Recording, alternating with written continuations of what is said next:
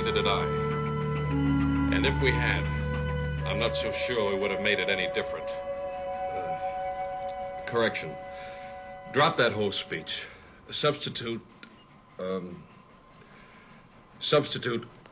sorry.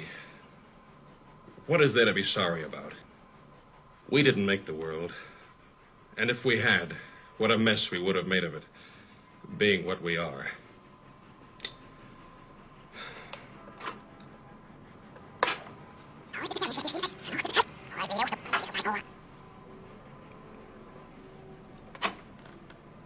Sorry. What is there to be sorry about? We didn't make the world. And if we had, what a mess we would have made of it, being what we are.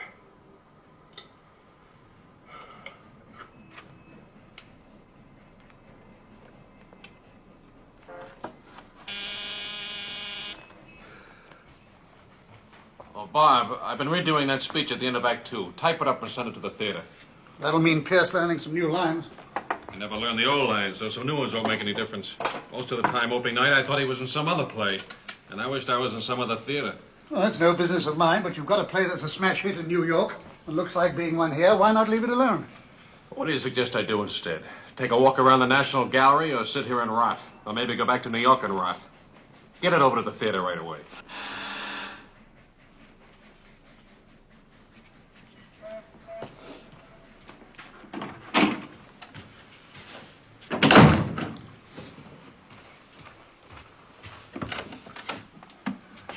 Good afternoon. Is this Mr. Hannon's apartment? That's right. Well, I wonder if I might see him. Would you please tell him Jean Lennox is here? Is he expecting you? No. Excuse me, but are you a friend of Mr. Hannon? Well, I think of myself as one. Well, won't you wait inside? Thank you.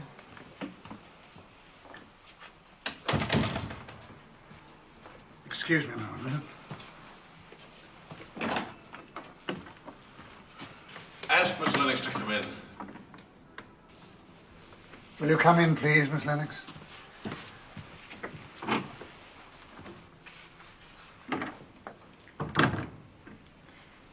Hello, Phil. Hello, Jean. What are you doing in London? Oh, just a vacation. I wanted to drop in and say hello. And congratulate you on getting such wonderful notices. You came 3,000 miles for that. No, of course not. Phil, why didn't you let me know when you were leaving New York? You know the answer to that. Johnny and Pat are in London. Have you called them? I haven't called anybody. I've been busy working. Phil, I don't see why you insist on acting this way. Jean, we've been all over this a dozen times. When a thing is finished, I like to forget about it. Let's talk about something else, shall we? You like the apartment? It's lovely.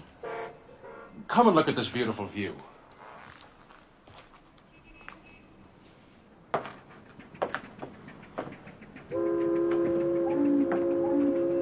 Houses of Parliament over there. There's Big Ben watching over us.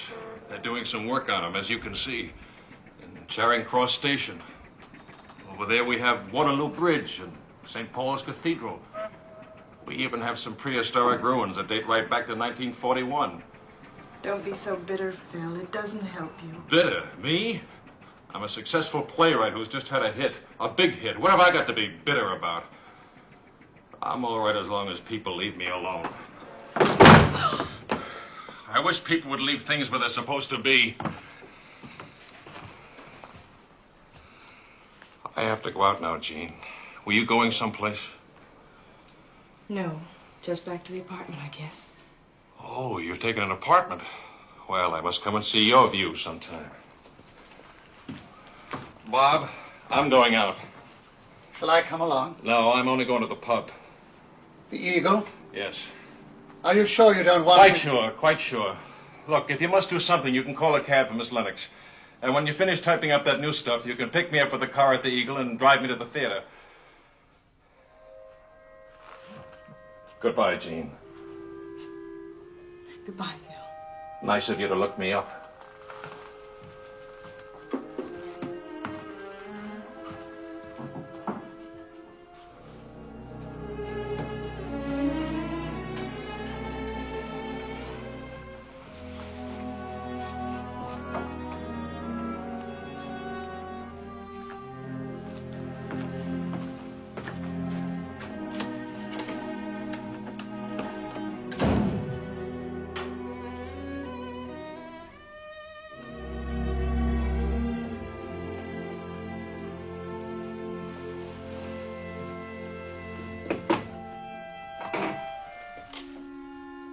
You want a cab, Miss Lennox? Oh, no, thank you. I can manage. You mustn't do that, you know. What? Well, fuss over him like that. He'll go crazy if you do that. I don't like him to go out alone. I know, but he must if he thinks he can. Where is this bar? It's 2 streets down, across the road. Across the road? Yeah. You can see it from here.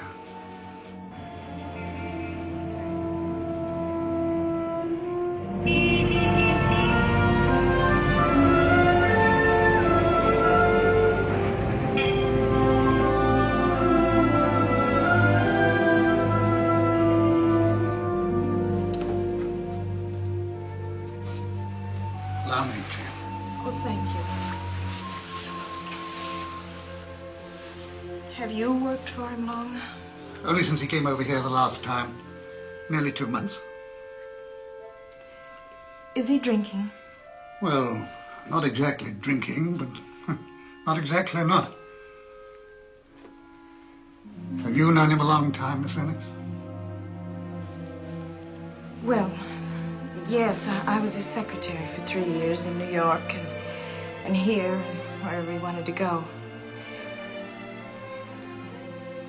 We were engaged to be married.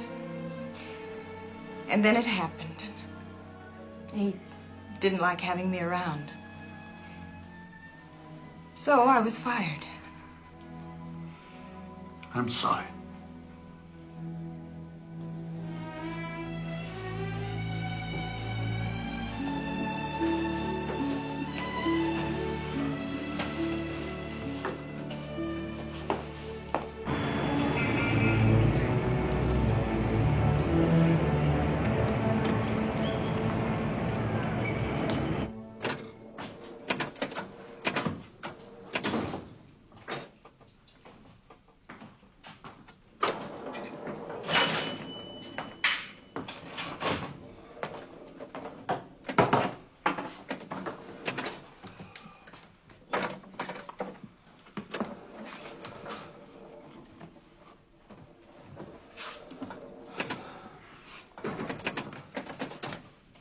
What's it to be this evening, dear? Scotch, please, double. Soda or water? Neither, straight. You're an American, aren't you? Yes. Then you'd like a bit of ice in it, eh? No, thanks. I've learned to like it your way.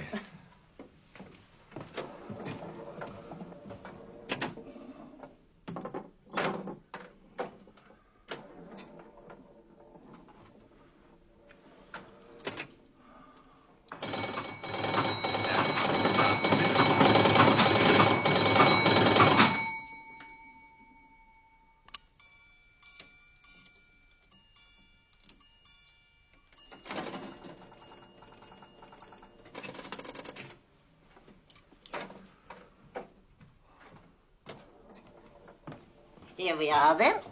Thanks. What makes you so tired, dear? It'd be a long, dreary story, and one I'm sure you've heard many times before. But not from a young fella like you. Will that do? That'll do fine. Thank you.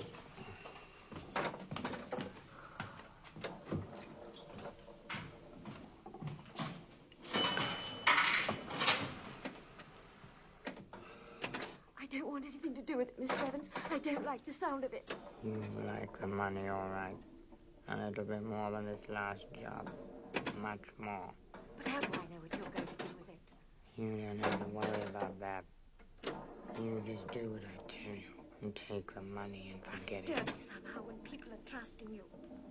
Would you like me to say a little prayer? You promised me when I went to the lodge. That was the last thing. Well, this is much bigger. Come on, you're up.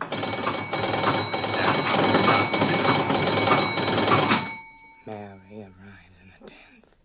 You go down to meet her and take over. And we take it off your hands and give you your money. What could be simpler than that? But you don't understand. I might get to like You it. won't have time for that. No. No, Mr. Evans, I won't do it. I won't. Oh, listen.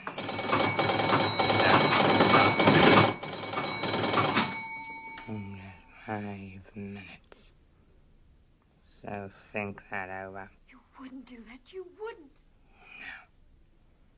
I wouldn't do that, not just as long as you do as you're told. Come on, pull yourself together. There's nothing to cry about. Why, you'll be on velvet. All right. There's no decency left anyway. When do you want me? Night of the 9th. Same address. Then I take you down and you start the job on the 10th. All right. Can I go now? What's the hurry? Have another drink. No, I have to get back. Her ladyship's going to a concert tonight, and there'll be nobody to see to them. I'll walk out with you. Which way do you go? Just to the corner. 73 takes me right to the door, but they always get so full.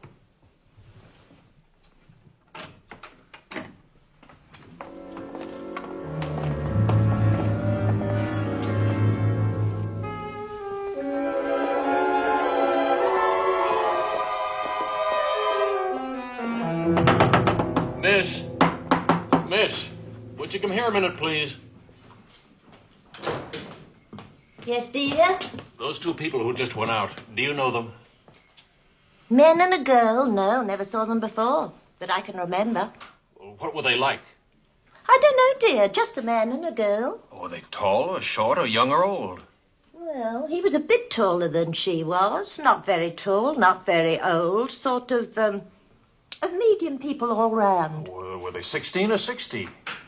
Tell the truth, I didn't look at them particular, but I think they were, 30-ish, maybe her bit younger. Anything the matter, Mr. Hannon? Bob, when you came in, did you see a man and woman leaving? No. There was no one coming out just now. Oh, miss, there must have been something about them you noticed. Well, I think she had a blue cape and he a raincoat. Anyhow, they came right by you, dear. Much nearer you than me. You saw them, didn't you? No, I didn't see them. I don't see things nowadays. I'm sorry, sir. I didn't realize. Well, that's all right. You weren't intended to.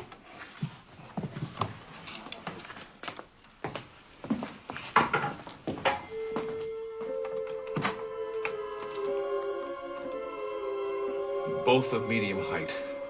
Age probably 25 to 35. Woman thought to be wearing a blue cape. Man, a raincoat. The woman used a perfume. The man breathed with a slight wheezing sound, as though having bronchial trouble. Anyway, there was something strange about his voice. Police are coming round right away. Okay, now be quiet. Let me finish this. The conversation went as follows. I don't want anything to do with it, Mr. Evans. I don't like the sound of it. Oh, you'll like the money, all right.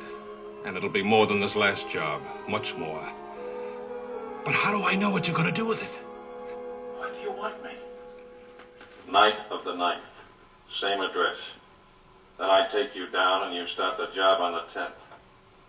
All right. Can I go now? What's the hurry? Have another drink. No, I've got to get back. Her ladyship's going to a concert and there'll be no one to see to them. I'll walk out with you. Which way do you go? Just to the corner. 73 takes me right to the door, but they get so full.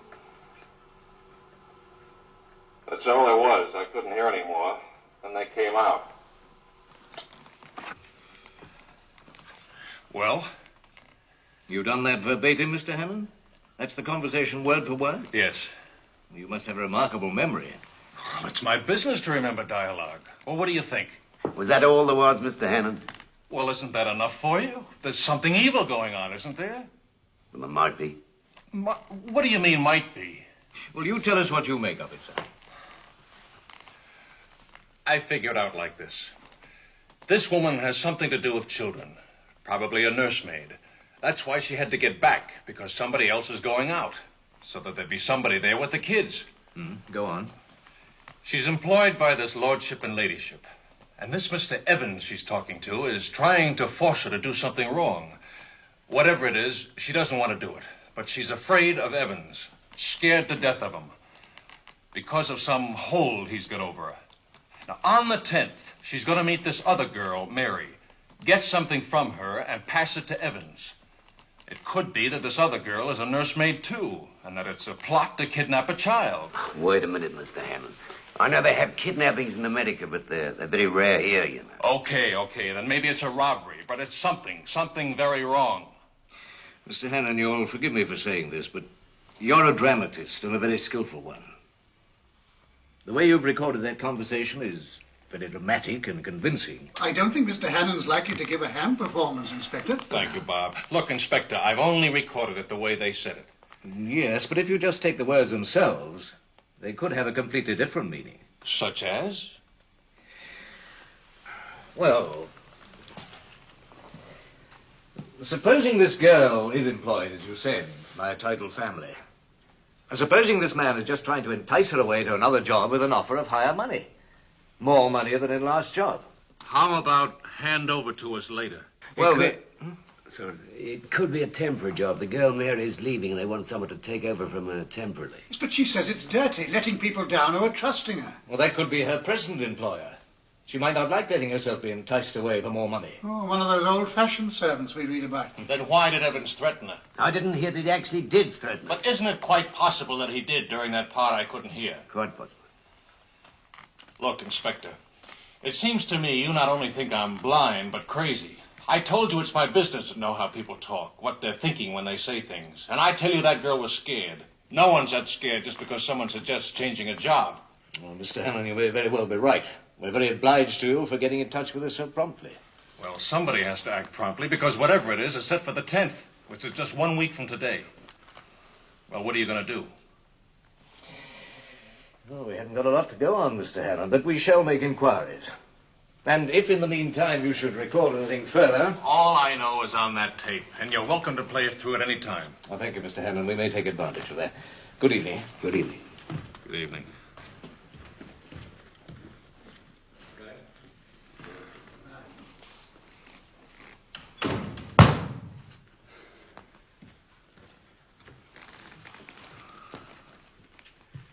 Straining at the leash, aren't they?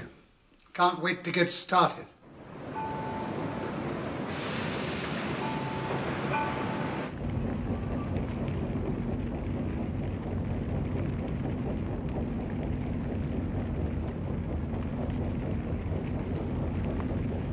Where are we now? Just passing under Waterloo Bridge. Festival Hall on the left. I never saw that. After my time, what's it like? Oh, modern. What's that noise?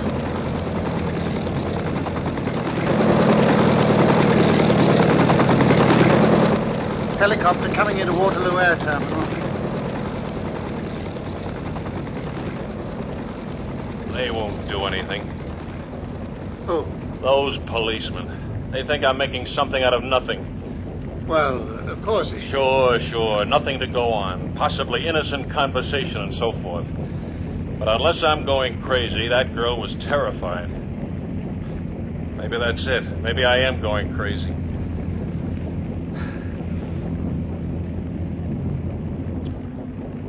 Well, how does it look? Is it beautiful? Yes. Yes, very beautiful. View, buildings. You make it all so vivid, I can almost see it.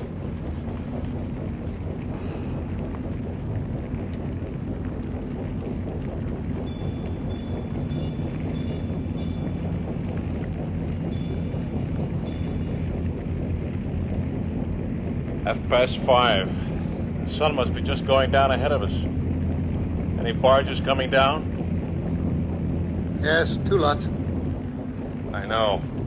And the river's gold now with the sun on it like that. And the barge is black against the gold. A slight wind that makes the water glitter so that it slaps and dances against the side of the boat.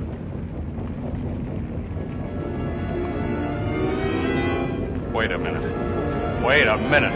What's up? That perfume. That's it, I've got it.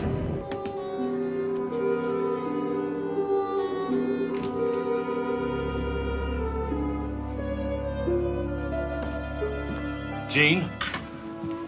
Yes, Phil? Jean, there's something I want to ask you. Do you remember back home 3 years ago? We were out on a rowboat somewhere. Yes. We were on Lake Cayuga driving through Ithaca. That's right. I was rowing, and it was hot. And you wiped my forehead with a handkerchief. Yes. There was perfume on that handkerchief. A perfume you used quite a lot then. Do you remember what it was? Yes. It was Plaisir d'Amour. You still use it? No, I haven't used it for almost 2 years. It's too expensive. It is expensive. About the most expensive there is. Why? Well, that woman yesterday was using it. I got a whiff of it as she passed me. Will somebody please tell me what kind of nursemaid uses just about the most expensive perfume there is? She might have been given it by the master. I mean, that sort of thing still goes on, you know. Always will. Or she may have stolen it from her mistress. No. A servant can steal money or clothes or almost anything and get away with it. But if she steals a perfume, she's giving herself away every time she comes into a room. That's true, Phil. That's very true. A frightened nursemaid who uses expensive perfume. What does that add up to? Maybe it's on that tape.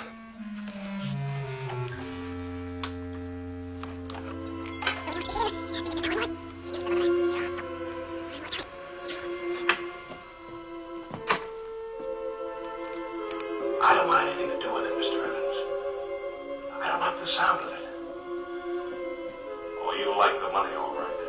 And it'll be more than this last job.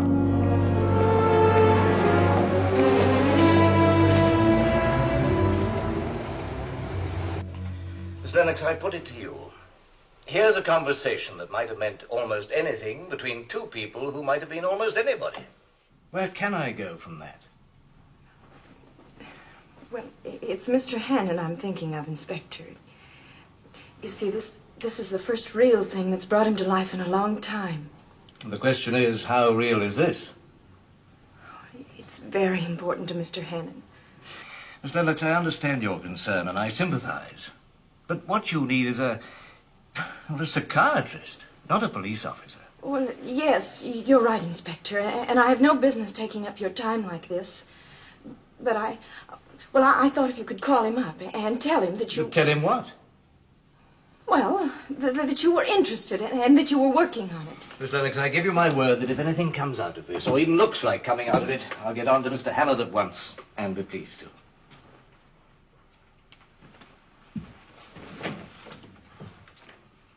Thank you. Well, you and take the money and forget it. But it's dirty somehow when people are trusting you. Would you like me to say a little prayer? You promised when I went to his lordship that was the last thing. Jean. Yes, Phil? Well, did they see you? Right away. Are they getting anywhere? Oh, they're working like demons. They've been interviewing the barmaid and checking to see if they have anyone like Evans in their records. And they've got a man watching the Eagle just in case those two should come back there. And they've got another man. Bravo. An excellent performance. But you know perfectly well they're not doing a thing. They've just filed it under C for crackpots.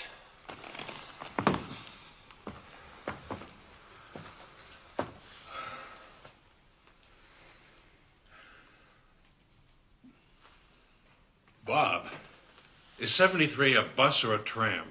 A bus. Where does it go? Oh, a long way. I can't remember at the ends, but it goes along Oxford Street, down Park Lane, and along Knightsbridge. Phil, she was going back to her job, wasn't she? That's what she said. And her job was with somebody with a title. A peer, because of his lordship, not a knight or a baronet. And her ladyship was going to a concert. That's right. How many lords are there, Bob? Including or excluding the Irish peerage? Oh, I don't care. I don't know. Well, however many there are, there can't be so many that live in London on one particular bus route and have children of nursery age. And wives who went to a concert last night. Bob, there's a book for lords, isn't there? There's Burke's Peerage, Baronetage, and Knightage of the United Kingdom. We've got one here. Here. Oh, here's one. Baron Yalding of Hale, Hayle. 2 sons, 1 daughter. Heir, born 1949. Address, 46 Link Court, Knightsbridge. Telephone, Avenue 7473. Well, I think that's all the possibles. Well, there's a Baron Zwemmer in Park Lane, but I don't think he's got any children of nursery age. Well, how old is he? 78, never been married. Still... Well, I think we can safely leave him out. How many? 20. Okay. Well, now, what we want is one whose wife went to a concert. Let's start calling them up. You can't now. It's 2 o'clock in the morning. I don't know about you two, but I'm exhausted. Oh, I'm sorry. You must be. I wasn't thinking. Bob, call Miss Lennox a taxi, would you? Certainly. Phil, is it all right if I come back tomorrow? I really am interested. Oh, sure. Bob and I'll start on these phone calls first thing in the morning. I'll see you then. Good.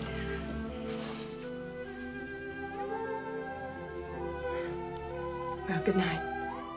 Good night, Jean. Thanks for your help. That's all right.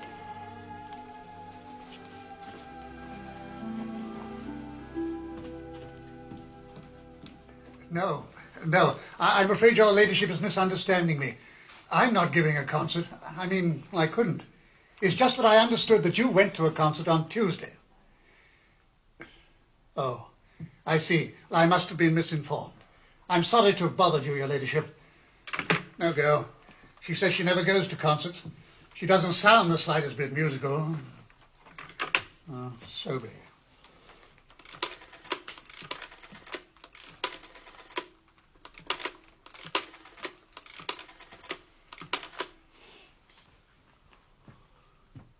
Oh, hello. Can I speak to Lady Sophie, please? I'm speaking for... Oh. Oh, really? I didn't know that... Yes, I see. I'm sorry to have troubled you. Deceased. Before or after the concert? 2 months ago. All right, how many's that? 17. Next, Lady Sillet. You stay with the phone, I'll get the door. Mayfair. 1, 2, 0, 0. Jean, we're making the calls now. Oh, good. Hello, could I speak to Lady Surrett, please? I'm speaking for Mr. Philip Hannon. Yes. Hello, Lady Surrett. Good afternoon, your ladyship. Yes, I tried to get you on Tuesday evening, but I believe you were at a concert. You were? Oh, I see. I'm speaking for Mr. Philip Hannon, the playwright. Yes, that's the one. Mr. Hannon wondered whether he could come over and see you sometime. There's a small matter on which he wanted your help.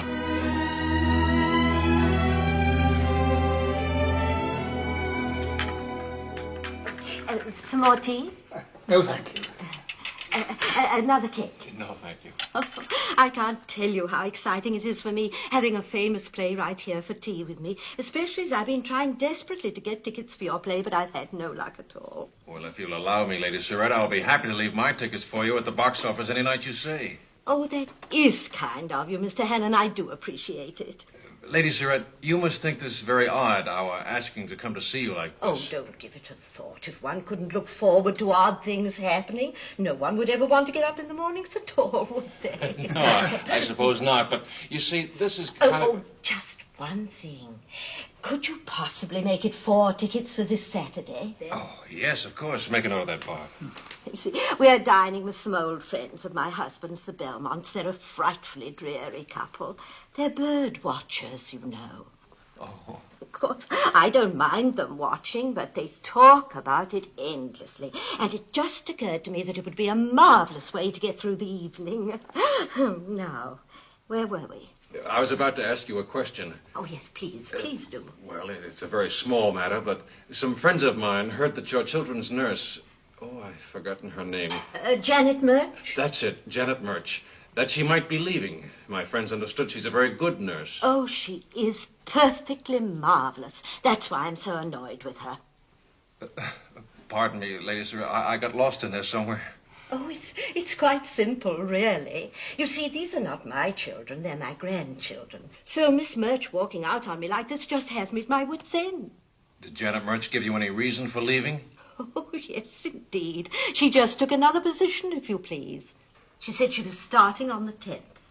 I called the agency that sent her to me, and I complained bitterly, but I got no satisfaction. Which agency? The Unity Domestic Bureau. Well, thank you, Lady Sarette. We've taken up enough of your time. Oh, not at all. I've enjoyed it.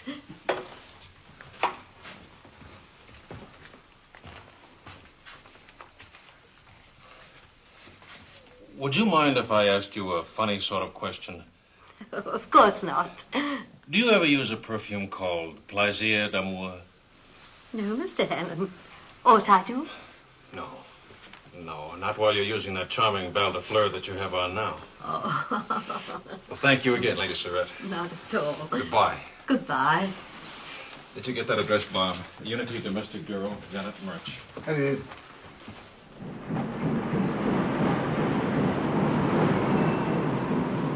Janet Murch. Yes.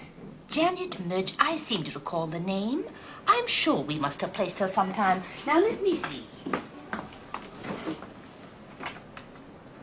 Ah, here we are. She's with Lady Sarette in Brook Street. Well, no, she's just left there. That's why I thought I might be able to get her. Left there? Well. She's only been there a few months, too. I'm terribly anxious to get Miss Murch. I wonder if I might have her home address. Now, let me see. Janet Murch's home address. I'm very sorry, madam. As I said, I'm very sorry, but we can't do that. After all, it wouldn't be very good business, would it now? I mean, you could get in touch with the girl yourself, and then we'd lose our commission. I'll look after this lady, Miss Marston. Would you like to come in? I'm dreadfully sorry, Mr. Pillings. I didn't think. No, of course you didn't. Have this chair. Oh, thank you. Well, now, I understand you're looking for a nursemaid. Well, yes. We've got some very good girls in our books. Well, as I told your assistant, I particularly wanted Janet Murch because she's been so highly recommended by Lady Sarette. Oh, we've got several others just as good, if not better. Let me just have a look. Ah, yes. Now, here's a very excellent Scotch lass named MacDonald. Very good recommendations, too. Well, thank you very much. I'll think it over and let you know. I see. In that case, madam, perhaps I'd better just have your address. You never know. Janet Murch might come in, or perhaps if not, we can find you somebody else. It's Mrs. Mrs. Jean Lennox. Jean Lennox. 603 Regent Court. Regent Court. Portman Square, West 1. Portman Square, West 1. Telephone? Arcade 6549. Arcade 6549. Mrs. Jean Lennox. Well, thank you very much.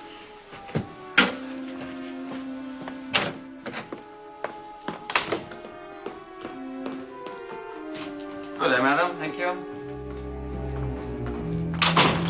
I'm sorry, Mr. Pillings. I didn't know. Really, I didn't. No one told me. Go on. Well, he was very tall, almost 6 feet. So I don't think he could be Evans. What sort of voice did he have? Oh, smooth and oily. He was very positive. Well, did he wheeze when he breathed? Well, if he did, I didn't hear it. I'm afraid that's a blind alley, Phil. I mean, the agency did look genuine. And after all, even if Janet Murch is your girl, there's no reason why the agency should be in on it. No, maybe not.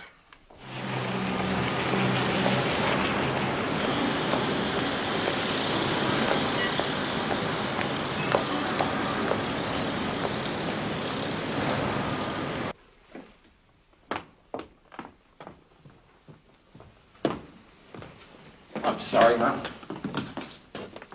603, please.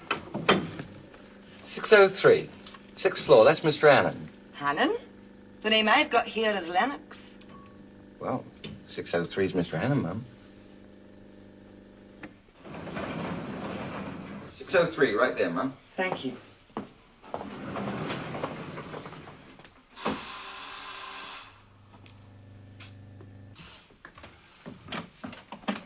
Excuse me, does Mrs. Lennox live here? I'm from the Unity Domestic Bureau. It's about the situation. I see. Can I have your name, please? Alice MacDonald. All right. I'll just see if Mrs. Lennox is in. Won't you come in, please? Thank you. Excuse me one moment.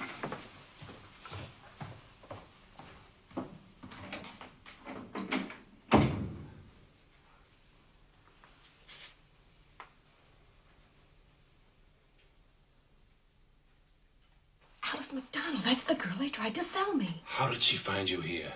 Well, I gave this address because I thought if they got a hold of merch... Okay. Bob, you take her into the living room. Jean, you keep her talking because I want to listen. Tell her that you're making these arrangements for me, that my family's coming over from America. Get it?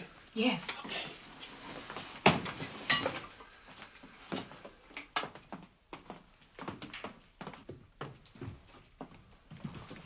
I'll wait in here. I don't want her to know I can't see. Okay. Oh, good afternoon. Good afternoon, madam. Won't you sit down? Oh, thank you. I hope I've come to the right place. Only the bureau said Mrs. Lennox, but the lift man said Mr. Hannon. Well, yes, I'm Mrs. Lennox, and I was inquiring not for myself, but for Mr. Hannon, who lives here. Oh, I see. You see, Mr. Hannon's family may be coming over from America soon, and if they do, they'll need a nurse. Yes, madam. Only the bureau said there was someone else you particularly wanted, but if you couldn't get her, perhaps I would do. Someone named Janet Murch was recommended to me. You don't happen to know her? Murch? No, sir, I don't. Only the bureau said to show you my references. Thank you. I'll take them. Oh, my, these are very good. Here, Phil. Have a look at them. They're really very impressive, aren't they? Yes, very. Well, thank you very much. But as I said, Mr. Hannon's plans aren't quite definite yet. If he does need a nurse, we'll call you. If you'd like to leave your address... Oh, you can always reach me through the bureau. Good afternoon, madam. Good afternoon.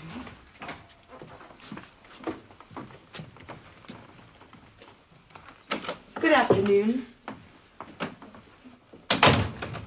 Bob. Right here, sir. Go after that girl. Don't lose sight of her. Find out where she lives, and if you can, get a picture of her. Picture? What on earth for? She might be Murch. The barmaid seen her, Lady Surratt seen her. Now hurry up, you loser. How will I get a photograph? With a camera, you idiot. Hurry. Camera, of course. Well, did you smell it? No, what? Did you hear it? Well, what? Oh, you people with eyes. You're so busy looking, you never notice anything. She smelled of that perfume and that Scotch accent of hers that was pure vaudeville. Then you really think she was Murch? She could be. It isn't the right sort of voice, but people can do things with their voices.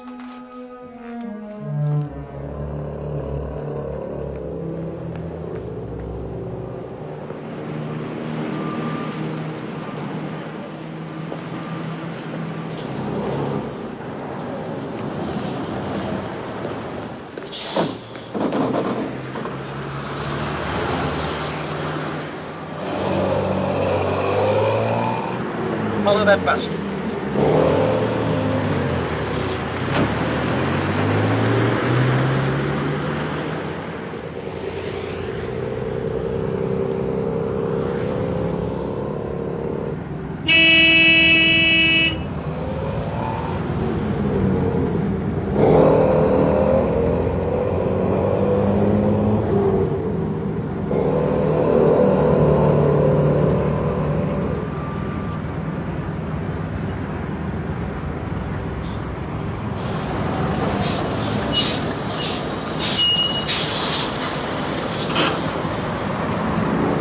What about the money? Look, go on.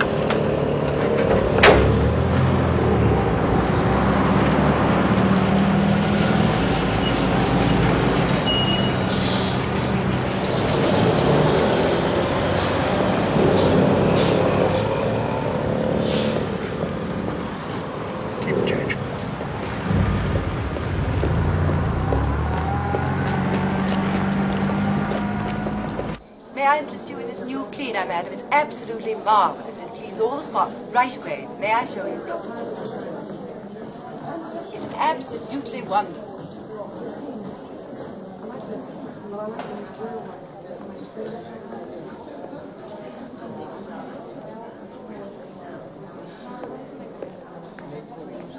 Oh, here.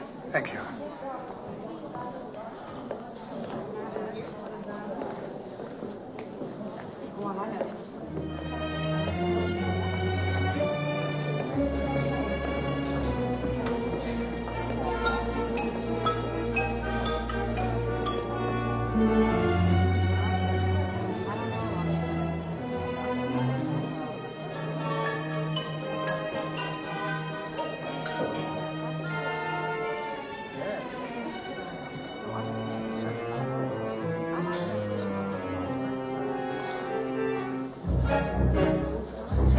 Yes, very well, sir. Where do I go with this? Over there, sir. Just by the haberdashery. Good day, sir. £3.10, is that right? £3 10 shillings. Yes. And ready for use? Ready for immediate use. Yeah. Shall I wrap it up for you, sir? No, I'll take it just as it is. Very good, sir.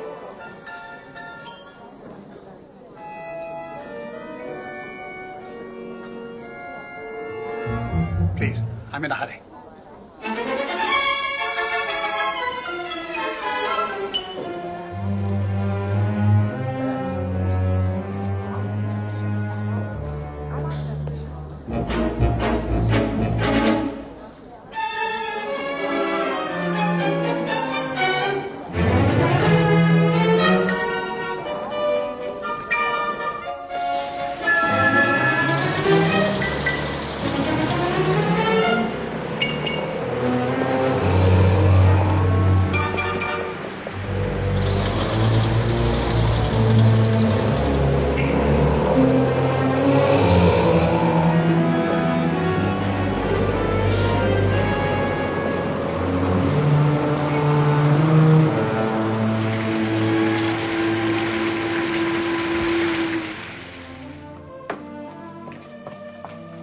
Here we are.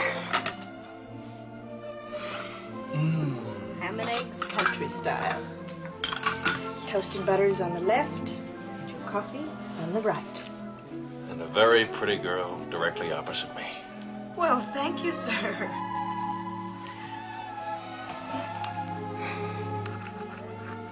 It's just like old times, isn't it, Phil? It's certainly like old something.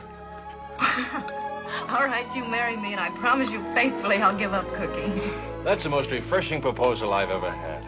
Well, I'll have you know I don't go around just proposing to anybody. I've only proposed twice in my life. Both times to the same man. I know, Jean. I wish I could see it your way, but I can't. I'll eat your dinner. It'll get cold.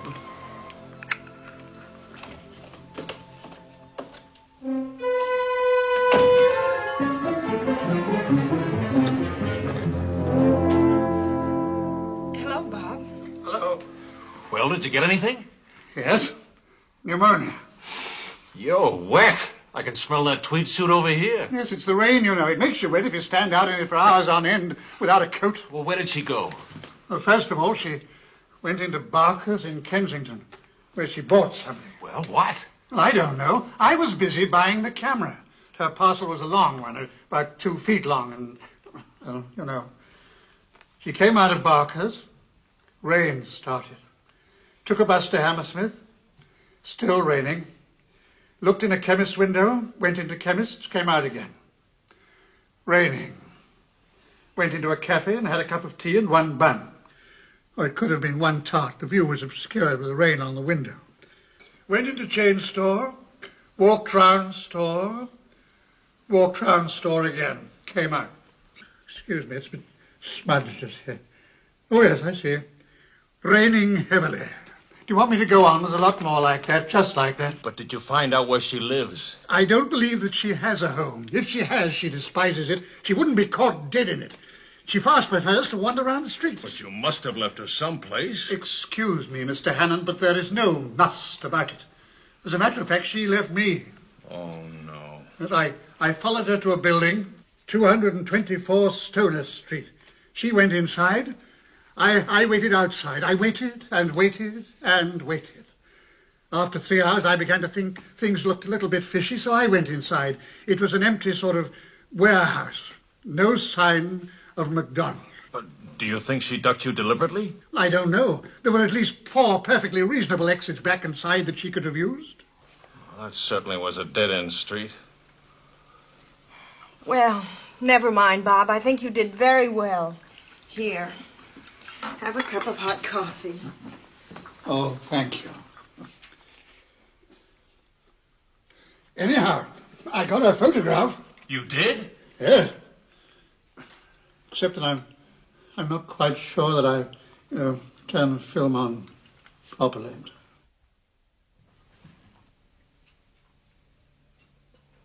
No, Mr. Hannon, no. This isn't Janet Murch. What, is it anything like her? Not at all.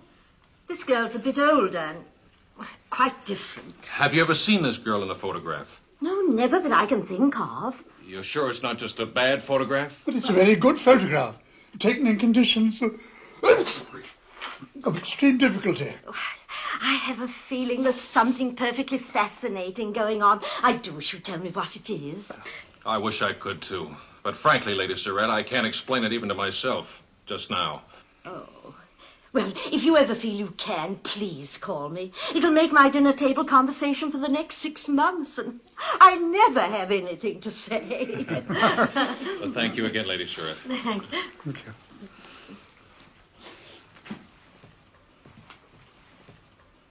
She's got no right not to be Murch. She even smelled right. And you can't tell me it's just coincidence. 2 nursemaids using the same expensive perfume. Frankly, Mr. Hannon, I didn't smell it. You? I could cook fish and chips under your nose and you'd never smell it. When I first met MacDonald, I didn't have a cold. She was the cause of my catching it. Smells are very tricky, Phil. If you have a certain scent in mind, you can always make yourself believe you can smell it. That's perfectly true. I can always smell escaping gas whenever I give my mind to it. What are you two trying to tell me? That I've invented this out of whole cloth? Oh, of course Because not. if that's what you think, will you both please stop humoring me? Stop treating me as if I was some child whom you had to keep amused with a game of Let's Play Detective.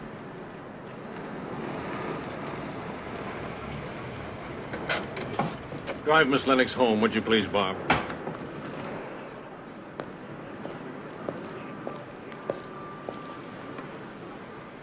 Never mind, Bob. You go on up with him. I'll get a taxi.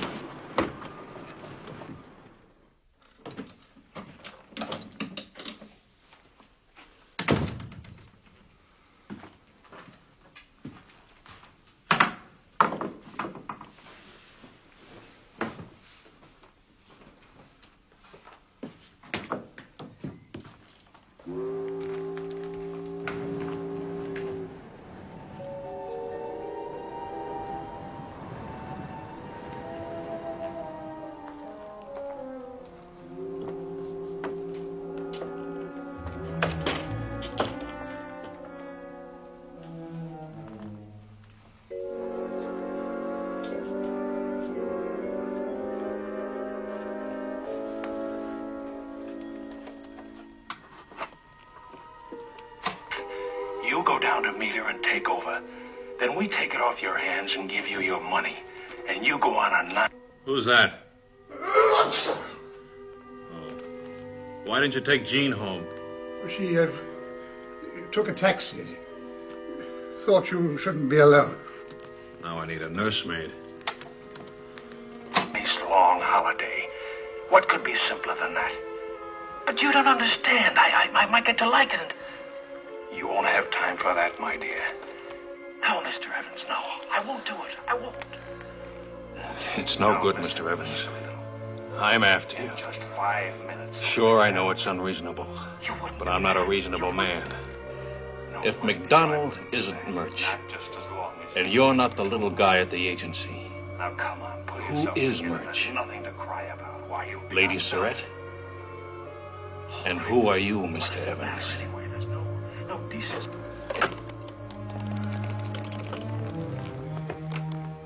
And who are you, Mr. Evans?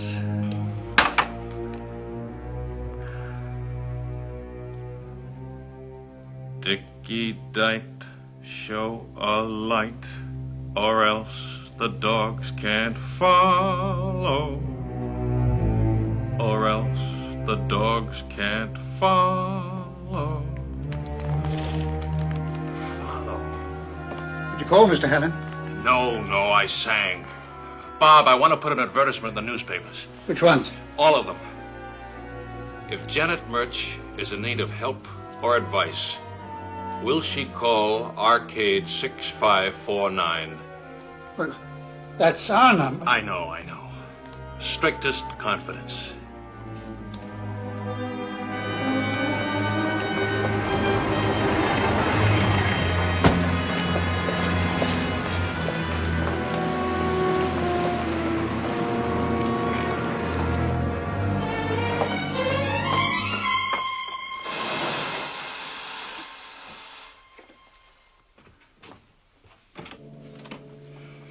Bob, how on earth could you let him do this? I told you this morning I didn't think. Think what? I've just read this ridiculous advertisement of yours. When did you start reading classified ads? Well, I talked to Bob this morning, and he told me what you'd done. Do you realize what you're setting yourself up for? Of course. I'm trying to find Janet Murch. And Evans, particularly Evans. But don't you realize that you're telling whoever they are that you know something? And you're telling them where to find you? Phil, this is the last thing in the world I want to say to you, but you've got to face it. You can't afford to get mixed up in any violence.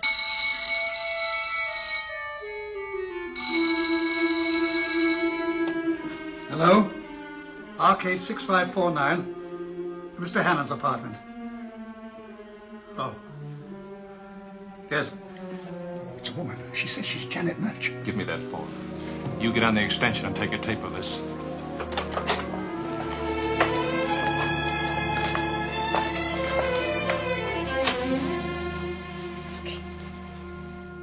This is Philip Hannon speaking. Hello. What's the good news? Is this Miss Janet Murch? That's right. Janet Murch. You want to contact me, and I want to contact you, honey. Do I need help and advice? I certainly do. Where are you speaking from? From the Bardocks, best bar in London. Why don't you come down and have one?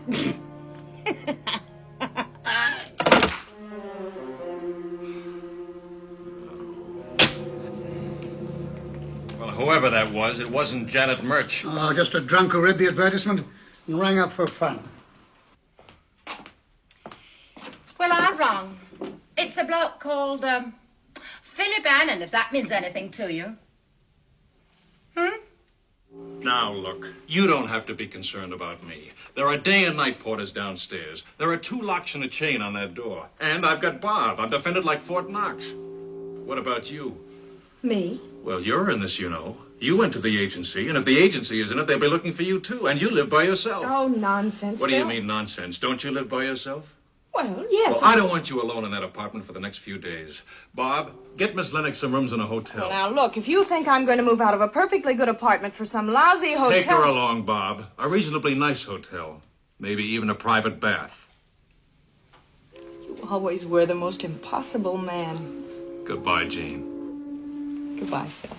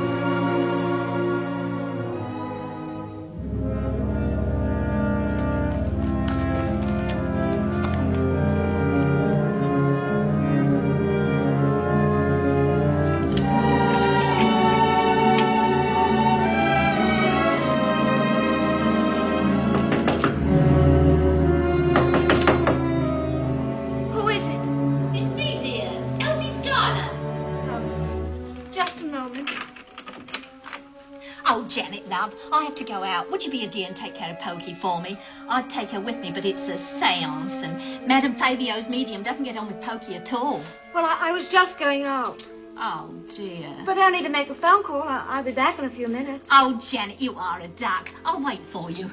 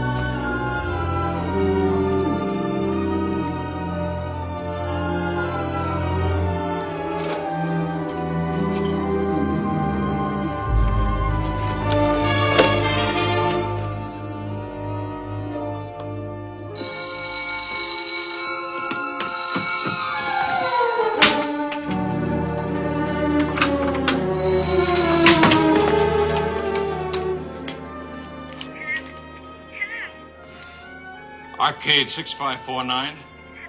Yes. This is Janet Murch, isn't it? I recognize your voice. Well, never mind about that now. This is Philip Hannon speaking. I inserted the advertisement. It said to contact you. That's right. I want to talk to you. Can you come here? No, I can't leave home. Where are you speaking from? From my home. I can't leave here. But if you could meet my father, he'd bring you. Can he come over here? 813 Regent Court, Portman Square. No, but anywhere else you say. But why not here? Someone might see it. All right. Do you know a pub called the Eagle near here? I'll meet your father there, now. It'll only take me a few minutes. No, not now. In an hour would be better. All right, I'll be there. Goodbye.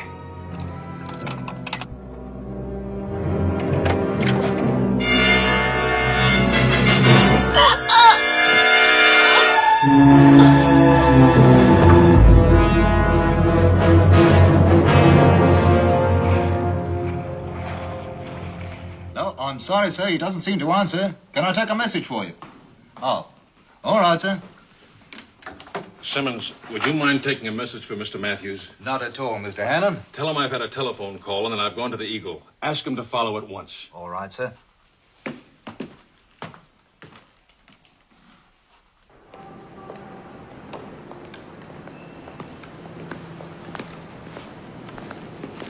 Oh, I'm Thank so you. sorry. Where is this, Governor? Why, you're on the north side of Portman Square. Well, where's Baker Street? It's just 23 paces behind you.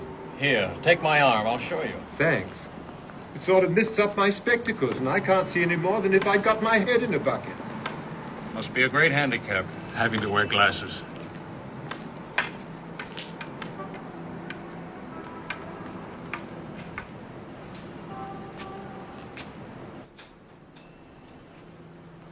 Well, here's a brave man. Oh, it's you, dear. Good evening. Straight Scotch, no ice, isn't it? Yes. Do you know, I think you're wonderful the way you get about. If you hadn't told me, I should never have known that you... I suppose you sort of get used to it. Don't ever believe that. You get so there are some things you can do, but you never get used to it.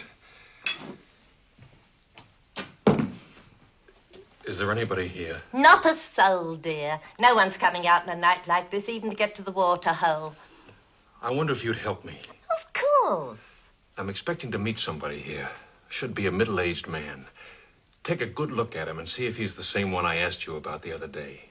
And get him talking. I want to hear his voice. If he is the same one, cough. But I told you I didn't get a good look at him. Well, if he's anything like the one you remember, cough. All right. If you cough, I'll go. And you say, "Good night, Mr. Doyle." Otherwise, come over and give me a drink. If I think it's the same man, I call and I say, good night, Mr. Doyle. Okay, dear. Now, can you tell me exactly where the pinball machine is? It's over there on the right. No, a little this way. That's it.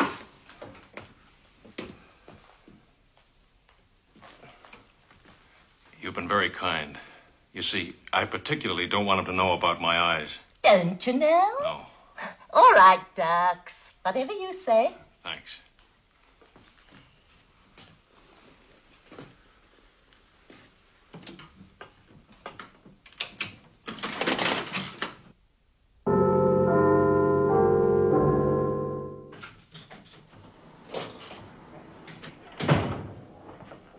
Good evening. Evening. Half a mile, please. Yes, sir.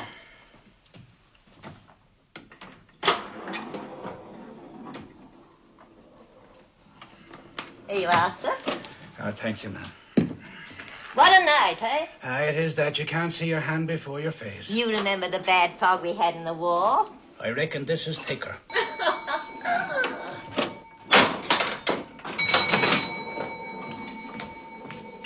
Oh, thank you. I think it's the same one. He looks quite a respectable little cove. Stand in front of him and talk so I'll know where he is. He's on the third bar stool from the door. Well, I certainly didn't expect to see any customers out tonight, and here I am with two.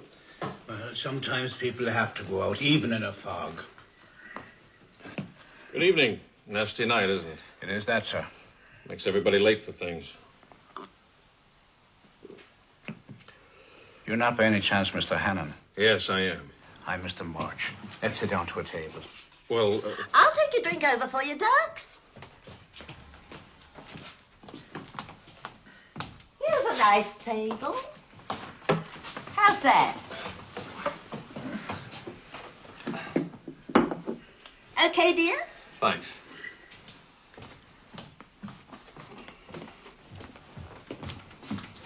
Good evening, sir. Oh, Mr. Matthews, I've got...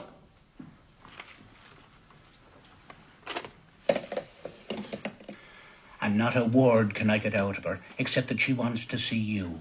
But there's something not right, sir. Not right at all, and not been for a long time. Has she ever mentioned a man named Evans to you? Evans? No, never mentioned that name. No, nor any other. I tell you, she's been that close. Well...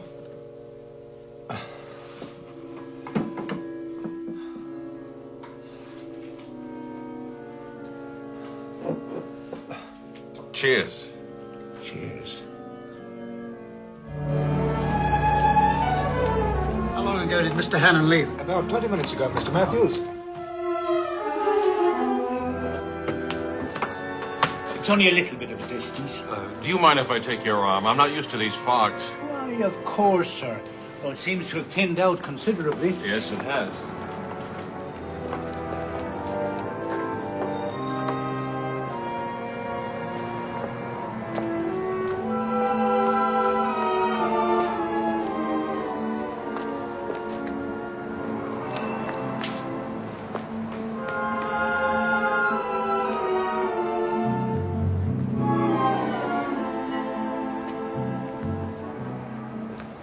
Sharp round here to the left.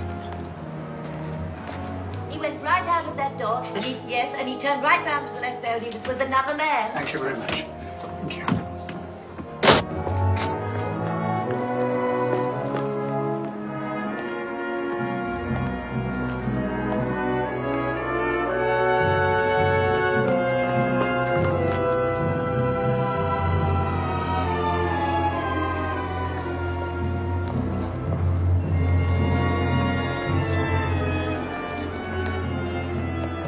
This is it.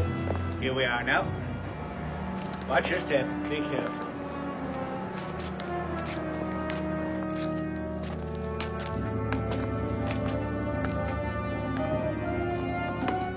Just a minute, sir, now, while I switch on the light. That's better. Now we can see what we're doing. Now, if you'd come upstairs, I'm afraid it's rather than climb. We're right up at the top. Careful. Take the foot. There we are.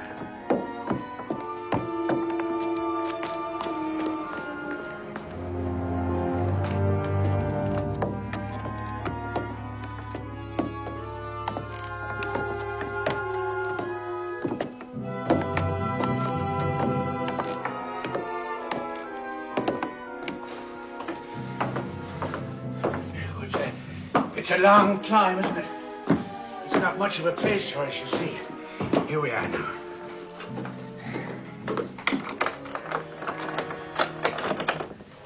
Now, I'll take you in, and then I'll leave you together because she won't talk if I'm there. I know.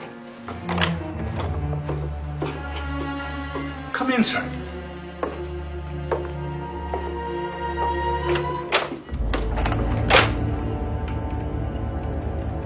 Mr. Murch? Mr. Murch? Is anybody here?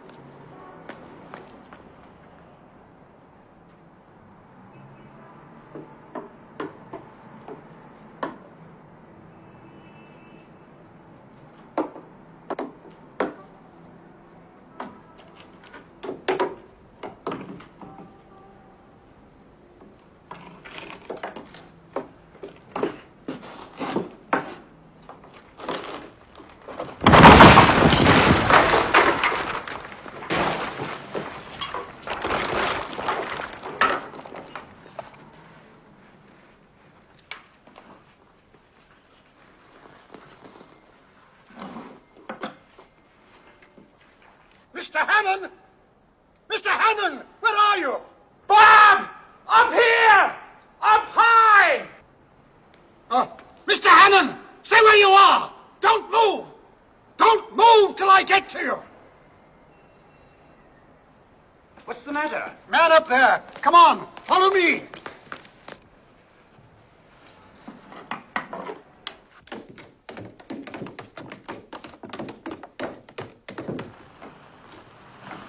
Mr. Hannon!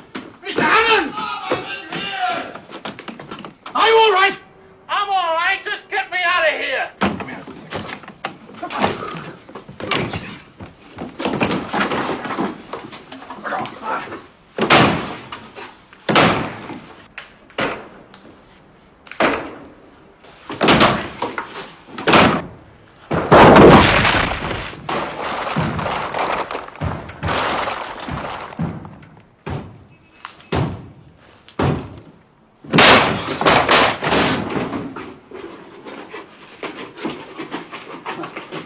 You're all right now. Where am I? What is this? Well, it's a bomb building. The whole front is missing. One more step and I would have been missing too.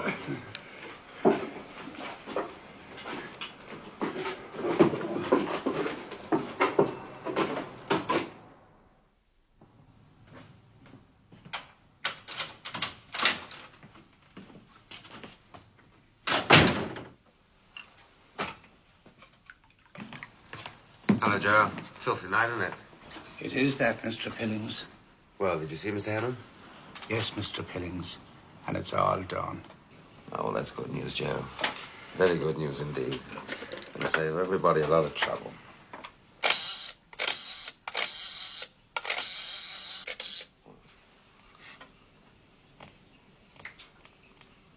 Hello. Yes. Joe's just come in. He says Mr. Hannon won't be needing a nursemaid anymore. Yes, I will. Bye. Says to tell you very well done, Joe. Oh, thank you, Mr. Pillings. Like some tea, Joe? No, thank you, Mr. Pillings. Not now. I find if I drink tea at night, it keeps me awake. Oh.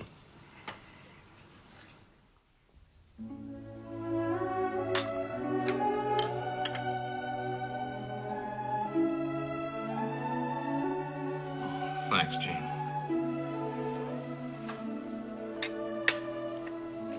Phil, I want you to promise me that you'll never do that again.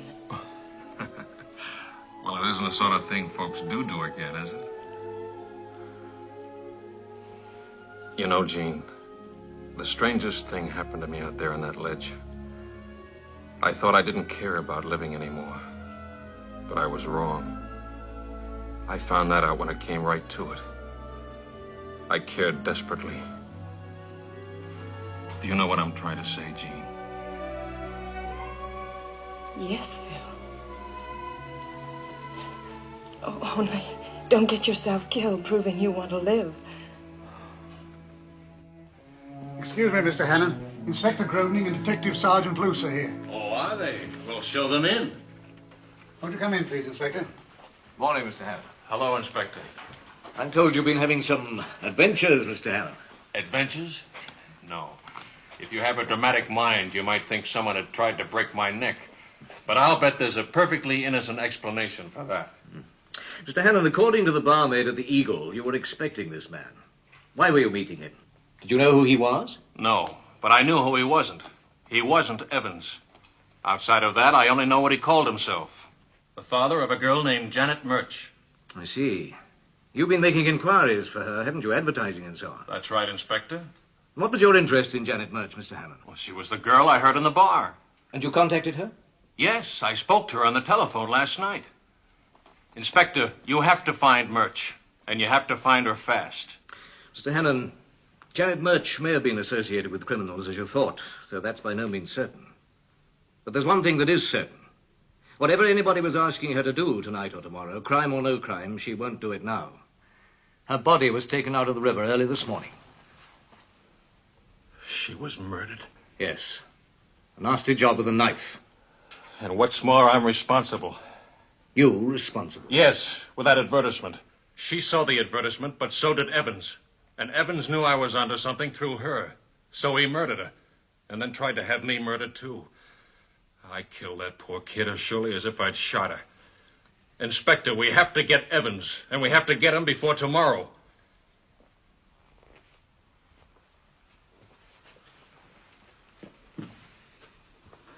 Mr. Hannon, as I told you before... But it's starting, Inspector. It's the 9th today. It's happening somewhere out there now. You must remember, Mr. Hannon, there are 9 million people out there. 9 million. And none of us have ever seen Evans. And only you have even heard him.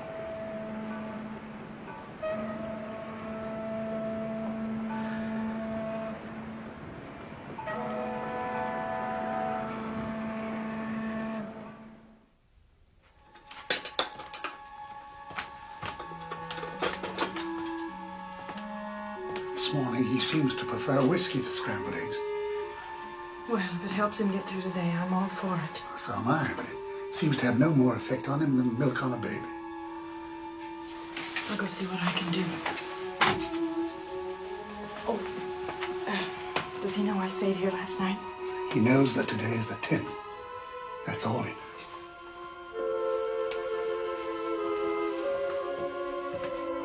This is all you've got to do. Mary arrives on the 10th.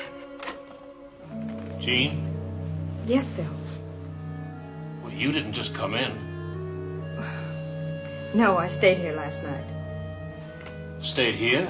Yes, in your spare room. Well, I hope you were comfortable.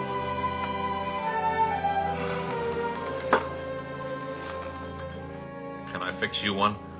Phil, at 10 o'clock in the morning... At 10 o'clock in the morning and at 10:30 on the 10th hour of the 10th day. Let's drink to that. You don't mind that I stayed here? Bob has to go out occasionally, and And you felt there was a job for an assistant keeper? Well, the facts support that. Seems I can't get off the string without nearly getting myself killed, and other people quite killed. But you didn't know. I didn't know Evans was that desperate. Well, how could you?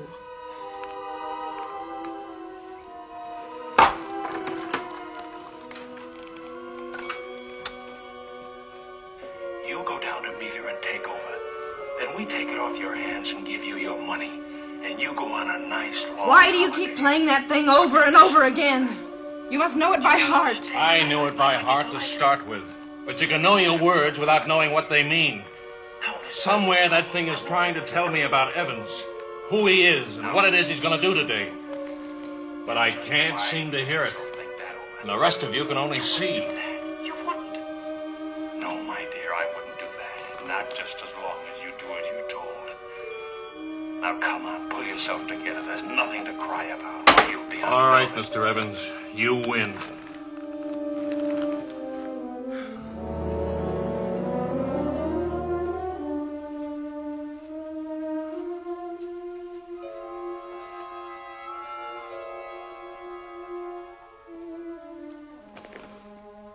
Jean, you over by the window? Yes. It's still foggy? A little. It's almost clear now. What do you see? You know, Phil. You told me the first time I came here. That's right. Houses of Parliament, Big Ben, Charing Cross Station. Station. I wonder if Mary would be arriving at a station. What train would she be on? The suburban train? The boat train?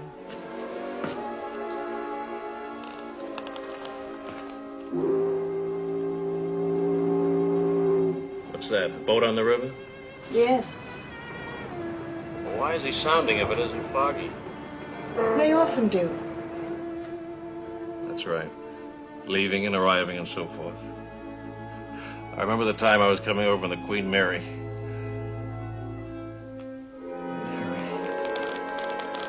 Mary on the 10th. Bob! Bob! Yes, sir. Call Cunard and find out when the Queen Mary arrives. Queen Mary? Yes, and hurry. Why? Don't you get it? It was then when that pinball machine made all the racket. I missed a bit there. I heard it as Mary arrives, but it could have been the Queen Mary arrives. And you go down to meet her. Could have been down to meet her at Southampton. And she's not a girl, but a ship. They were taking Janet Murch down to meet somebody off Hello? that boat. I want some information, please. Can you tell me what time the Queen Mary docked at Southampton? Well, have you got him? Thank you. Thank you. Hold on a moment, please. The Queen Mary docked at 6 o'clock this morning. The first boat train should have arrived in London just after 10. What time is it now? 10:30. All right, look. Get her passenger list. Find out what rich first-class passengers are traveling with children. And get after that fireball policeman. Yes? Well, thank you very much indeed. I'm sorry to bother you. Goodbye. That crosses them off. Now, that's Mr. and Mrs. Richard Avery from Houston, Texas. The 2 children brought their own nurse with them. Isn't there one more? Yes, the Argentinians, the Demestris. Ah, yes, the Demestris. We haven't been able to get hold of them yet. They've taken a flat in Kensington.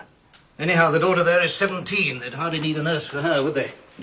Still, we'll go on and try and find them, Mr. Hannon, to be on the safe side. I hope you're wrong, Mr. Hannon. Inspector, I don't want to be right. I'm just scared sick that I might be.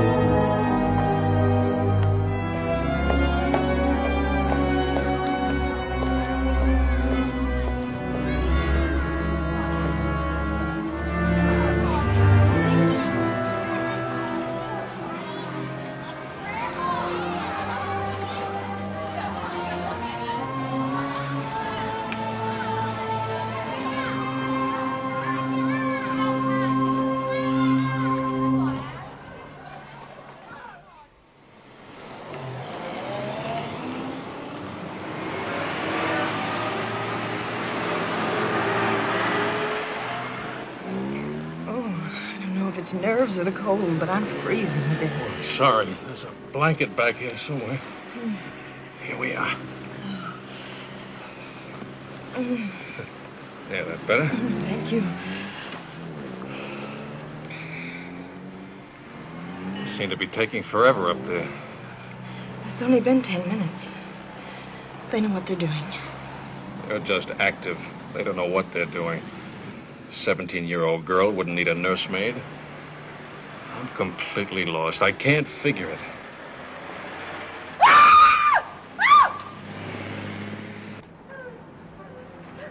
What's that? What happened? I think it's Mrs. de Maistre.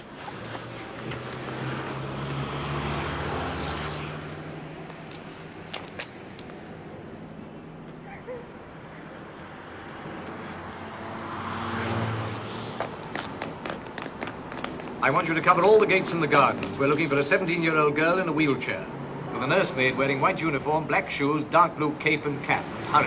Right. She's an invalid? Well, her father told me she's a child who never grew up. They keep her with them always.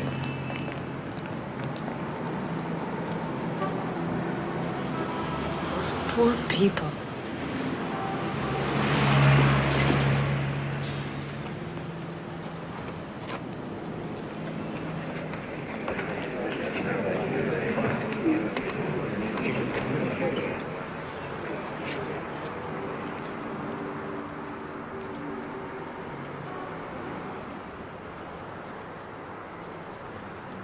Jean? Yes. Any luck?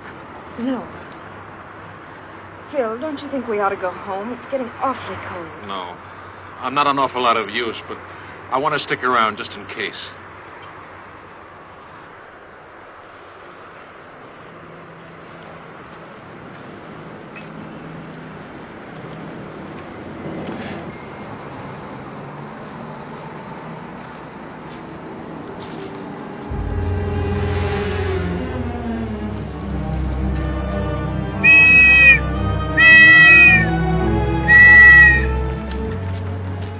Found something. Take me over.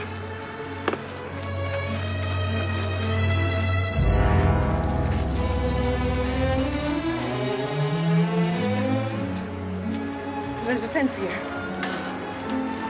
Get some lights up to cover this area. Won't be a minute, sir. Hello, Mr. Hammond. Good evening, Inspector. What did they find? It's an invalid chair, the upright kind. I think it'll come down so that you can lie flat in it. Anything in it? Yes, a robe and a pillow and what do you call it? A gollywog. A what? A gollywog. I don't think we have them in America. They're kind of a soft doll with a black face. A soft doll? Yes, it's rather a large one. Looks new. Inspector! What is it, Mr. Hammond? Oh, the doll. Could I please have it for a minute? What for? I just want to hold it. There won't be any fingerprints on it. All right.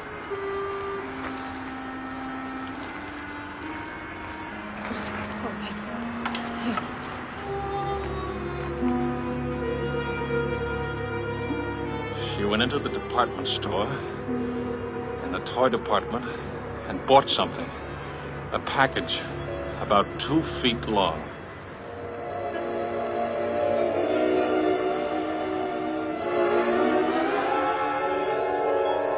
Inspector! Yes, Mr. Hammond? If you want to find the person who handled this last, and handled it quite a lot, I suggest you come with me to 224 Stoner Street. You mean McDonald? I don't know who I mean by now, but you followed that perfume to Stoner Street. But it's an empty house. Of course it is. If you kidnapped a child, where would you take it? To Claridge's? Well, how about it, Inspector? Are you willing to take another chance on one of my long shots? If so, we'd better hurry.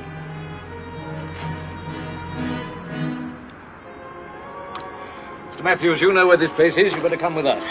Miss Lennox, can you drive Mr. Hammond home? Oh, yes, of course, Inspector. But Evans may be at that place. You won't know him. Mr. Hammond, if you're right about this, you've seen more with no eyes than most of us with two. But this is where things might get rough, and if they did, it's no place for you. I'm sorry. Come on.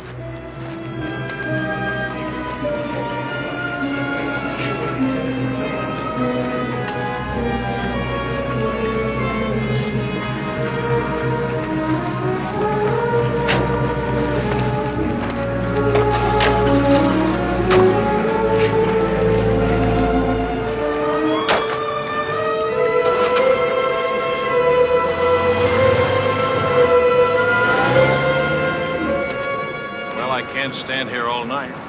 Where's the car? Straight ahead.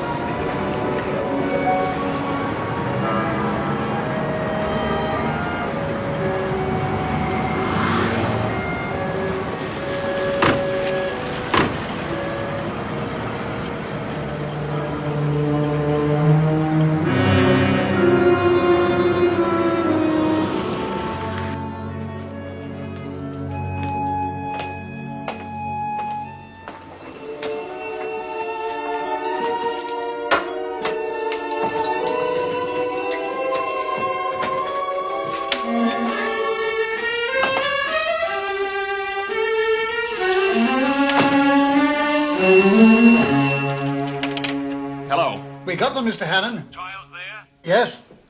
She's a bit sleepy. They've given her something. But she's quite all right. Look, the inspector wants to speak to you. Hold on.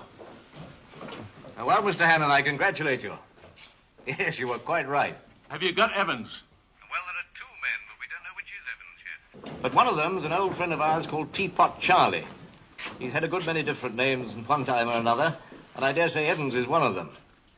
The other one answers pretty closely to the barmaid's description of your Mr. Murch. Yeah, but how about MacDonald? Well, there is a woman, but she's not the one Mr. Matthews followed. Not MacDonald? Oh, that's funny. Oh, we got the nets out for her. Shouldn't take long to pick her up. I see. Any trouble?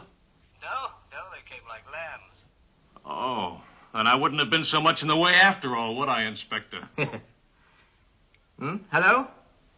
Hello? Inspector? Hello? Hello? Oh, he's hung up. I'm afraid he's still pretty sore.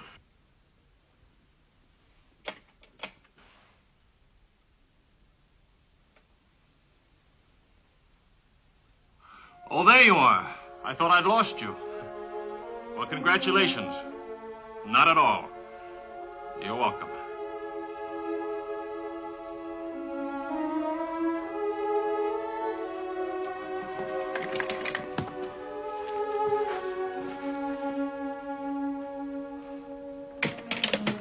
Well, that appears to be that.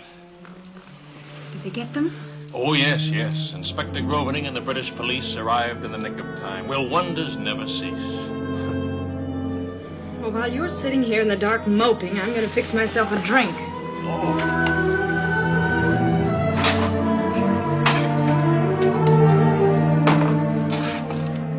Help yourself if you have anything to drink, too.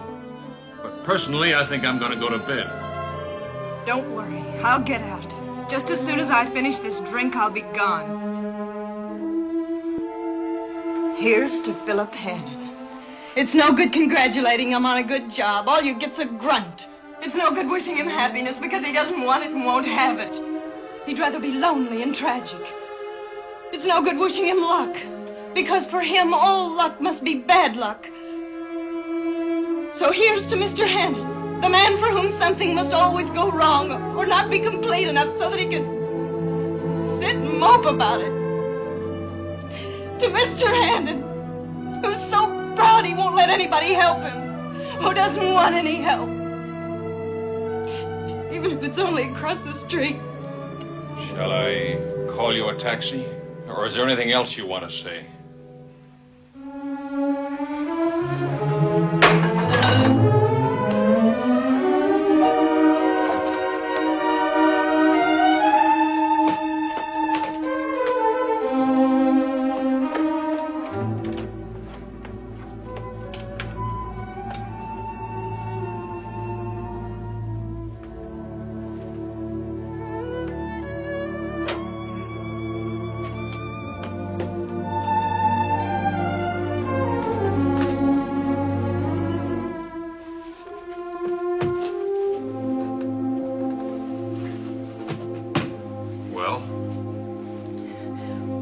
As soon as Bob comes, I'll go.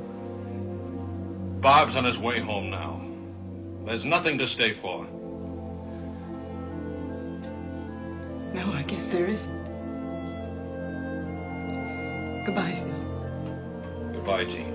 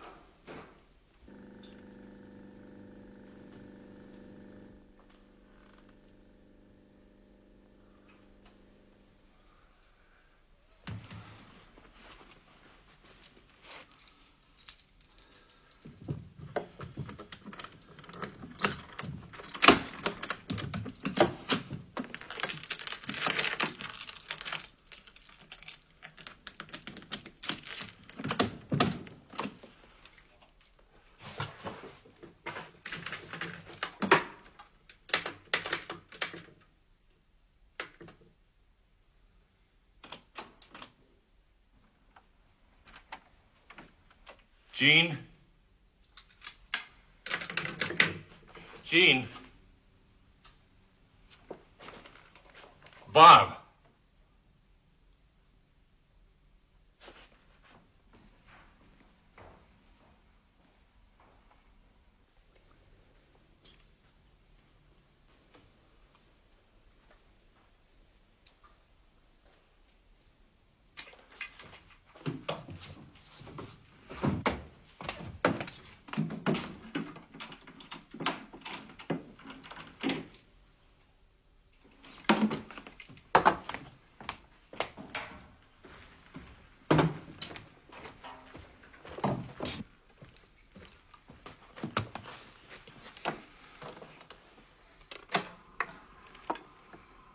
Come in, Mr. Evans. We're equal now. Not afraid of the dark, are you? Come in, Mr. Evans. Come in, Mr. Evans. We're equal now. Not afraid of the dark, are you? Come in, Mr. Evans.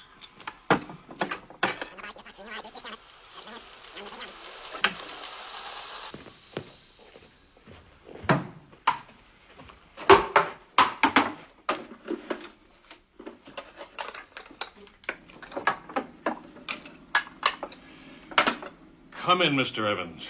Today is the 10th. I've been expecting you.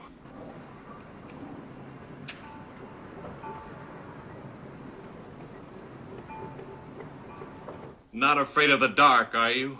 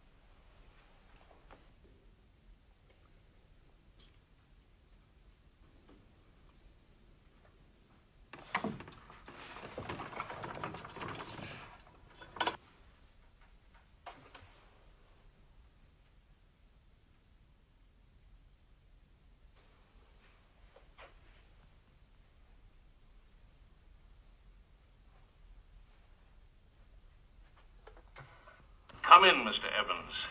We're equal now. Not afraid of the dark, are you? Come in, Mr. Evans. Come in, Mr. Evans. We're equal now. Not afraid of the dark, are you? Come in, Mr. Evans.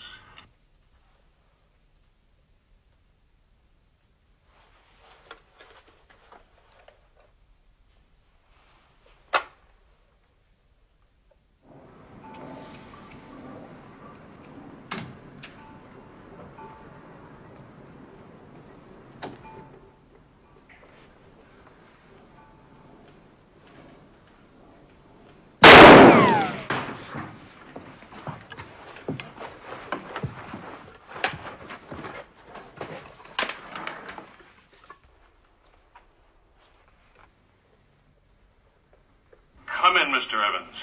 Today, I've been expecting you. Not afraid of the dark, are you? Come in, Mr. Evans. We're equal now. Not afraid of the dark, are you? You have to kill me, Mr. Evans. I know too much.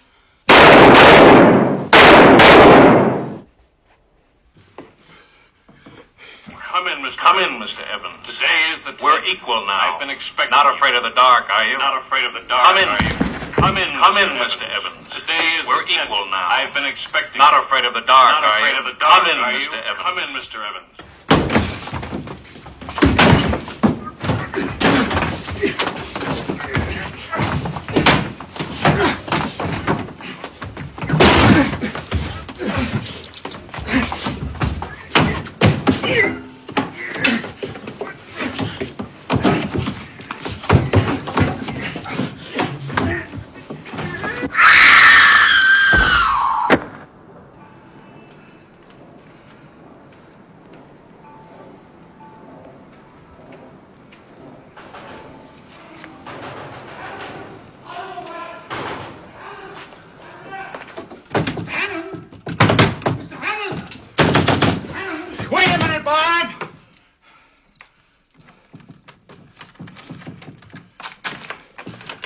I heard Mr. Hannon. We heard the shots. What was it?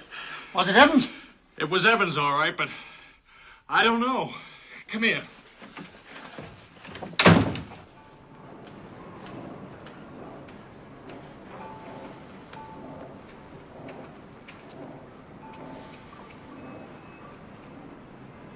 It's a woman. It's MacDonald. You mean that she, MacDonald, and Evans are the same? Of course. I told you. She smelled right and she sounded right. I should have thought of it long ago. But if two people go past you and you smell perfume and you're told that one is a man, you naturally think the perfume's on the other. I thought that till 3 minutes ago when I got hold of her slim wrist. She's dead? Yes. I'm sorry.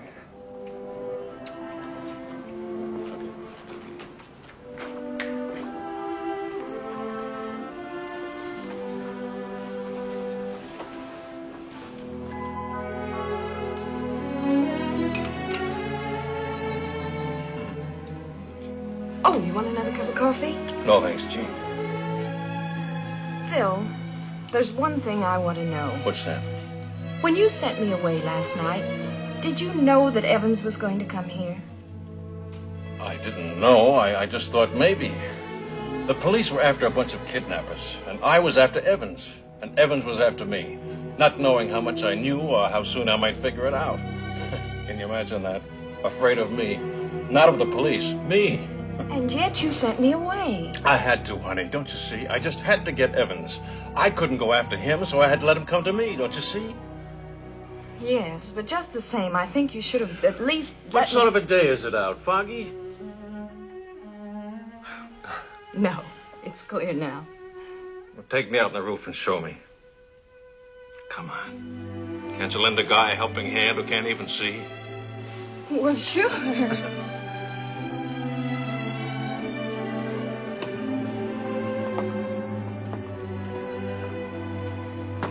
What do you see? Well, it's just the same as you remember it.